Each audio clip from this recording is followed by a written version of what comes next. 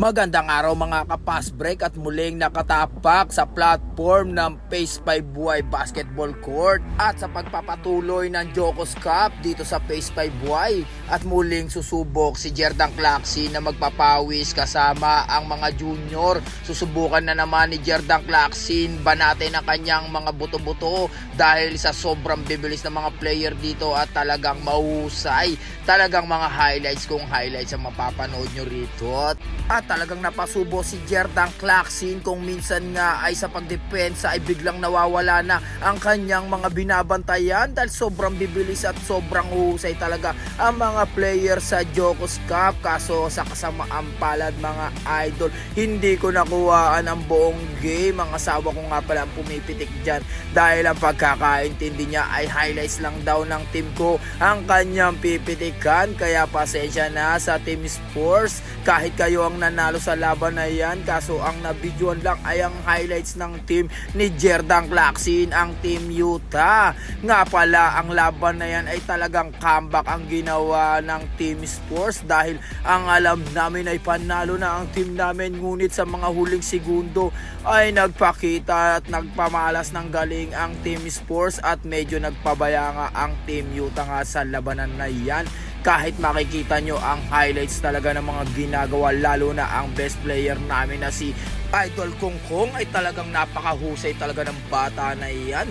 Naanimoy walang kapaguran at parang makina kung gumalaw. Parang pag in-start mo siya ay hindi mo na talaga mapipigilan ang kanyang mga moves at mga malulupet na galawan.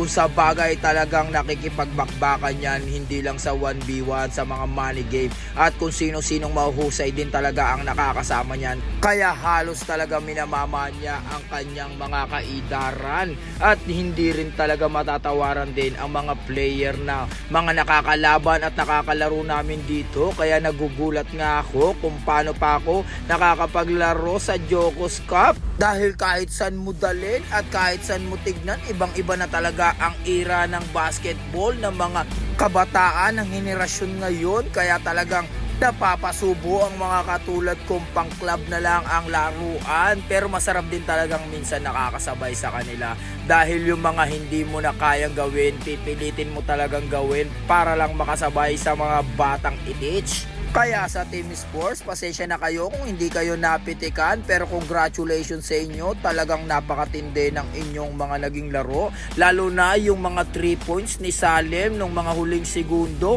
at yung huling play na po talagang nagpalamang sa inyo, ang play ni Idol Hablo na napahanga pati ang aking misis. Ipinost ko pa nga yun sa reels dahil yun lang ang nabidyoan ng aking misis sa mga play na ginawa ng Team Sports. Kaya sa ating lahat mga idol, lalo na sa mga player ng Jocos at sa ibang naglalaro sa club, enjoyin lang ang ating paglalaro, lalo na kung kaya pa nating mag-basketball dahil darating tayo sa panahon na hindi na natin kaya maglaro at tayo na lang ang manonood sa mga susunod na henerasyon. Kaya tayong lahat, enjoy at huwag tayong maghanap ng kaaway, maghanap tayo ng kaibigan kahit masama ang pinapakita sa atin ng ibang tao. Kung hindi man kayo pinakikisamahan, lalo na sa inyong lugar, ay samantalahin nyo na lang ang pagkakataon na kahit papano kayo ay nakakaunawa sa kanila. Kahit mas bata kayo sa dapat nyong unawain nyo na lang. Kaya sa lahat, paalala ni Jerdan Claxin, enjoy lang sa pagbabasketball.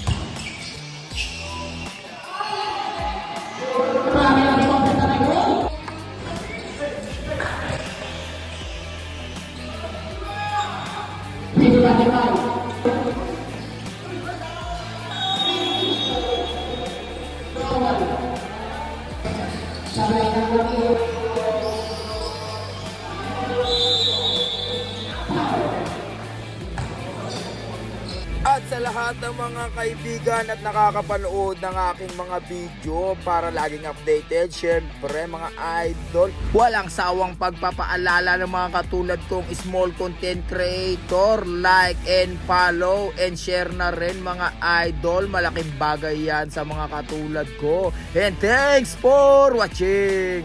Goodbye!